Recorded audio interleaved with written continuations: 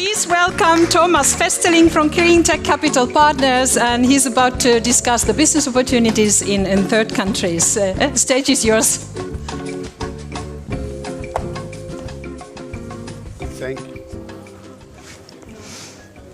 Thank you, Aya. And cheers to everyone. I would like to have this one beer now.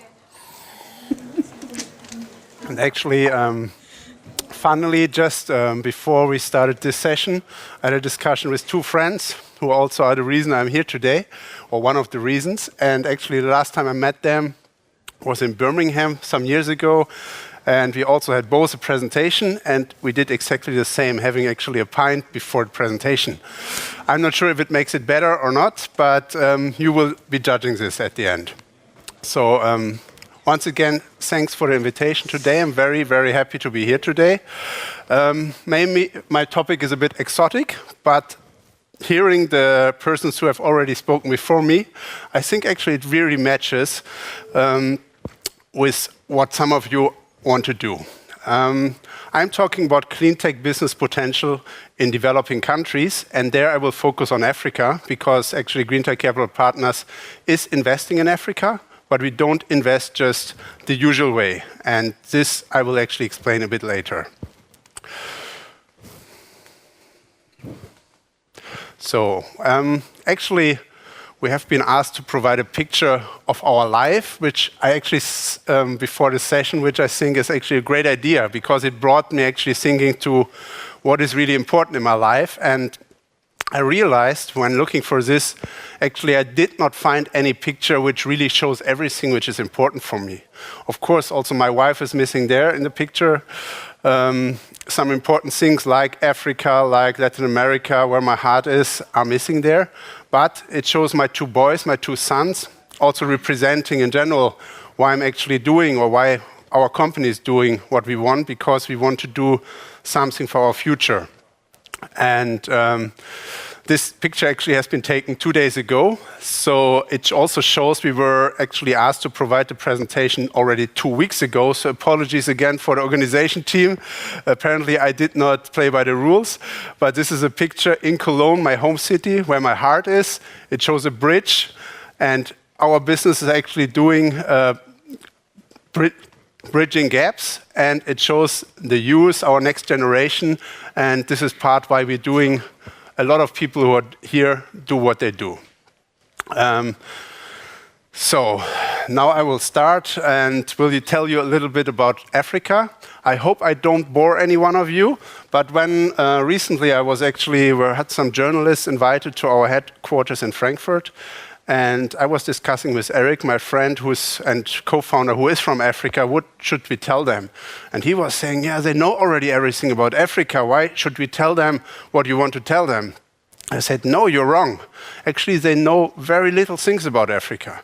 And at the end, I was right, because a lot of things which I showed them, they didn't know. Maybe here it is different, and I hope I don't bore you, but please let me share some facts with you, and then we can hopefully see if there is partnership potential for us and you and everyone here going forward. So I think one of the very important facts, which hopefully some of are aware of, Africa is actually a place with a lot of GDP growth. Like 5 of the 10 fastest growing countries in the world are coming from Africa. And also some technologies like mobility, connectivity, payment solutions, they are actually in Africa more advanced than a lot of parts in Europe. Also, the generation, one of the speakers before mentioned it, we actually have a age challenge going forward. And in Africa, it's actually the other way around. There's a lot of young population, and it's growing a lot, which is, of course, a challenge, but also brings a lot of opportunities. Some other facts, like Africa is a continent of leapfrogging. We already heard here about coal today, about nuclear power, etc. Like in Africa, because a lot of these things which we already built tens of years ago, we have them here. So yes, it would not be smart to shut them off all at once. But let's not make the same mistakes we did here in Africa again. Now we have other technologies. So actually what is been doing there is solar power, there is much more technology, there are drones doing things, and actually it's much more advanced than a lot of people think. And just recently, the IPO of Jumia, let's say the Amazon of Africa at the New York Stock Exchange, showed that actually also there can be profitable businesses, or at least from an investor point of view, also profitable business in Africa.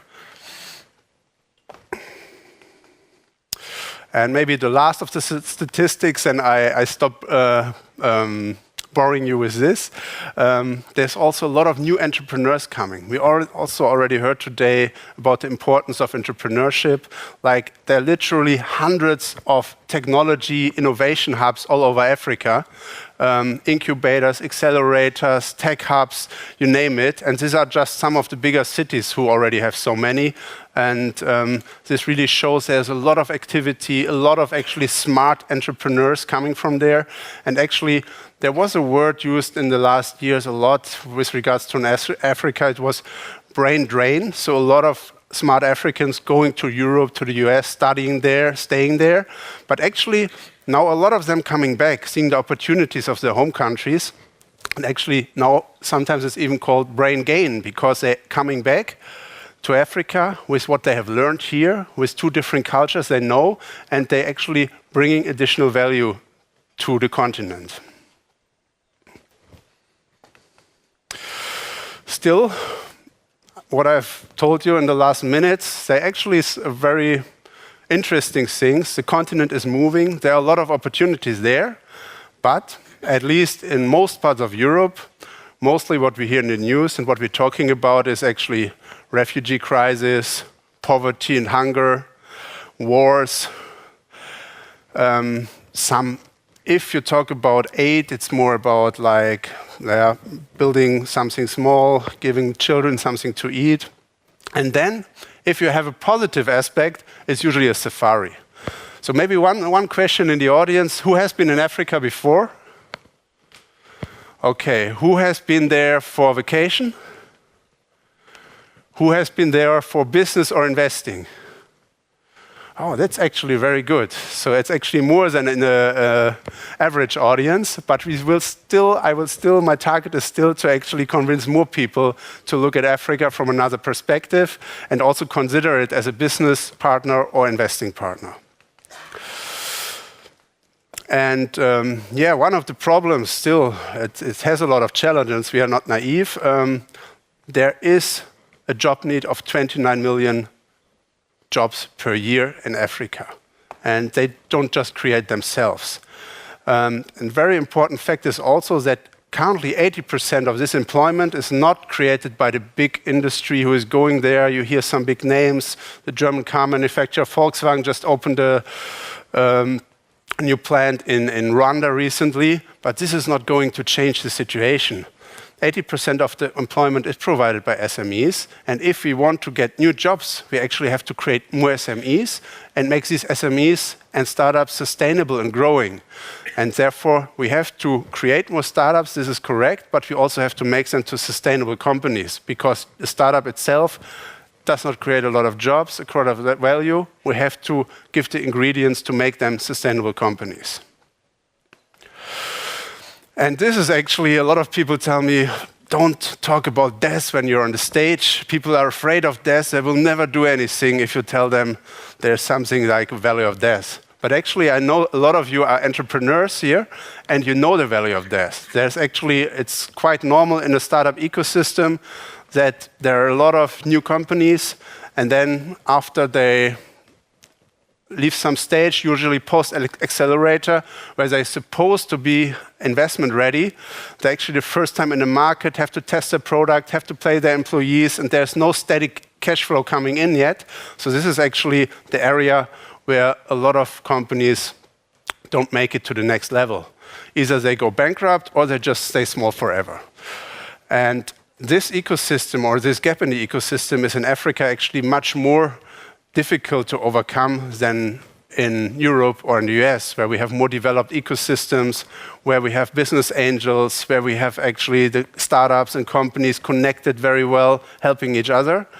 So, and this is actually where we see the sweet spot, because what we have been seeing, like the government's actually realizing that Africa is a challenge and an opportunity at the same time. And if we don't do anything, it's more of a challenge than an opportunity. So a lot of money is actually flowing into the left part of the gap of the Valley of Death, bringing even more incubators, accelerators, creating more entrepreneurs with a lot of hopes, a lot of wishes. And this is a good start. And there is actually even more money coming then in the right side, in private equity funds, venture capital funds. Also the Finnish development bank, actually a Fin fund, invests a lot into the private equity and VC part, investing in more advanced companies on the African continent. But no one is actually really having developed a structured approach to overcome this Valley of Death. So actually we give a lot of hope to the people on the left side, creating more and more hopeful entrepreneurs. But once they are out of this startup support ecosystem, they're usually stuck and they lose their hope and they lose their company. And all the money, or 80% of the money which is flowing into this left side, actually is wasted because there's no follow-up structure for it. So, and this is why we are here, and I hope all of you are here. We want to change the equation. Since a lot of you are entrepreneurs, you know, like what this equation there, it's not news for you. Partnering with someone is not just adding one value to another. Usually the value, the mutual developed value is much bigger than you just add up the values. But actually I can tell you a story. Just 3 or 4 weeks ago, actually, I got an email also connected to one of the person who is sitting here today, who was recommended by me. There were a Finnish company who have developed a cooking stove, solar powered, very interesting. And they even are filing for a patent for it. So probably it's the best technology in the market. And they were just asking how can we market it in Africa, because that's actually where it's needed. And we did a little bit of research, did a little bit of recommendation, and we already knew before there are actually dozens of cooking stove solutions already sold in the market. Maybe the technology is not right, or not as good as the ones I have seen from the Finnish company. But at the end, they know the market. They know what the client want. And what we think is to bring these together. We actually know several African companies who are already doing this, maybe with poorer technology, but quite successfully. So we want to bring together the high technology, the very good technology from Finland, from Europe, maybe even from the States, and combine it with interesting market expertise we have on the ground, with smart entrepreneurs who know the market, because only with doing that, actually, we can change the equation and bring additional value. Also, there were 2 interesting things in the first present keynote speech today. I really liked the picture of the second mouse gets a cheese. And I also agree that we have to change this, because I think the people who are innovative, who create new technologies, they have to be involved in the success later on. But this is only possible if you work together with some other people who know the market well, who are good in PR, who are really know the market and how to develop it. So this is really important, to develop partnerships. And because pictures usually talk a bit better, what we are doing at Green Tech Capital, we are not like a traditional investor who just invests a few $100,000 or millions into a company and then say, yeah, your idea is good, develop it further. We're actually looking into smart ideas, innovative ideas, but that for some reasons actually have not achieved what they want to achieve. They have been successful on a small scale, but have not been able to really gain scalability. So different to other investors, we are making a due diligence, but if we cannot tick a box, it does not mean we do not invest. Actually, if we cannot tick a box, that makes a business for us much more interesting, because then a normal investor has an investment team, we have a venture building team. Then we talk with our venture building team and see, can our venture building team our access to technology, our access to network actually make the product, the business we are looking at better. And this is just an illustration of actually the first company we worked with in Rwanda. This was Henry, a super interesting founder who started in the US and brought his know-how to Rwanda, who created a small solar charging station. You can sell a mobile solar kiosk. And his original idea was just that the people, because there's still not stable electricity in all places, can charge their mobile phones. And doing this, they can also do some other business. But his solution just had one revenue stream. They paid for the energy.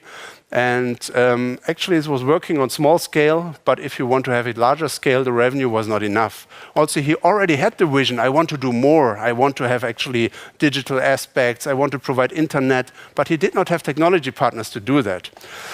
To make this short, we met him, we saw his vision, we saw the potential, but we also saw that actually a lot of partners and investors we are having can help him to create something which is much more valuable. So out of a solar kiosk, which was just providing solar, actually built a connectivity business now. The solar is now just a means, not the main business. Now it's actually the first street Wi-Fi of Africa.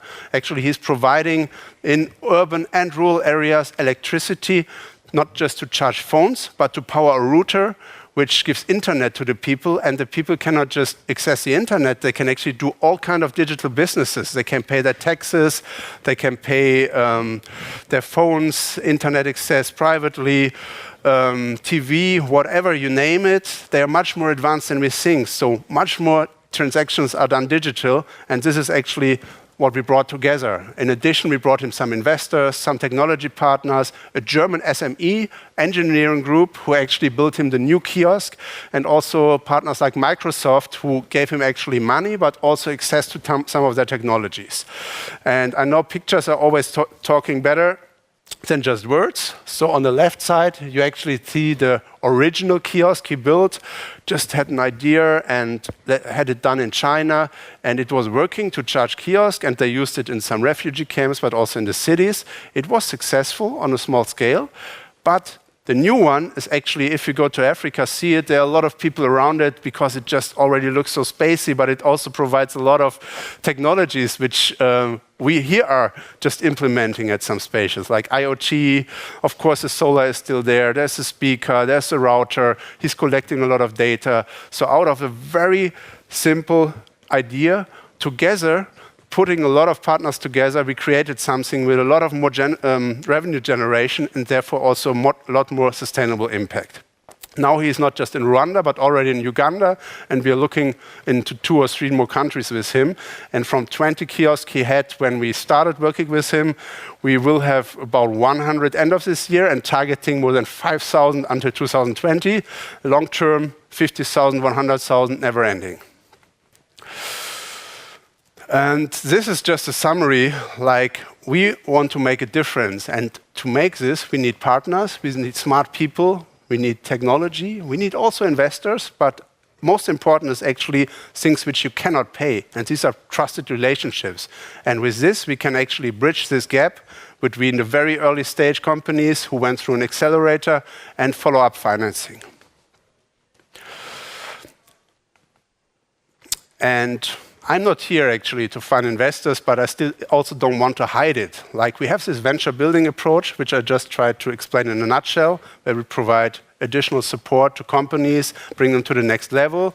And we're currently launching an investment fund, which will actually invest into the companies which we already brought to the next level, and thus follow-up investments to bridge this valley of death.